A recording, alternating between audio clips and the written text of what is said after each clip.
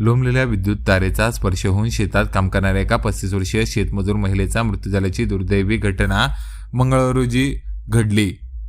कविता संतोष लोधे, राहणार इंदिरानगर, वैजापूर असे घटनेतील मयत महिलेचे नाव आहे। कविता या शेतमजूर असून मंगळवारी त्या वैजापूर शिवारातील द्वारका लॉन्स पाठीमागे असलेल्या शेतात अन्य शेतमजुरांसोबत काम करत असताना लोंबकळलेल्या 11 kV विद्युत वाहिनीचा त्यांच्या कपाळाला स्पर्श होऊन विजेच्या धक्क्याने त्यांचा मृत्यू झाला।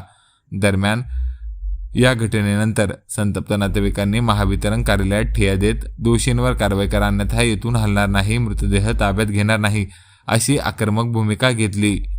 घटनेची माहिती मिळताच वैजापूर पोलीस ठाण्याचे निरीक्षक सत्यजित तैतवाले यांनी पोलिसांच्या फौजफाट्यासह महावितरण कार्यालयात धाव घेतली। दरम्यान नातेवाईकांशी चर्चा केल्यानंतर पोलिसांनी नातेवाईकांना चौकशी करून गुन्हा दाखल करण्याचे आश्वासन दिले। यानंतर नातेवाईकांनी मृतदेह ताब्यात घेण्याची सहमती दर्शवली। या घटनेची वैजापूर पोलिसात नोंद करण्यात आली आहे।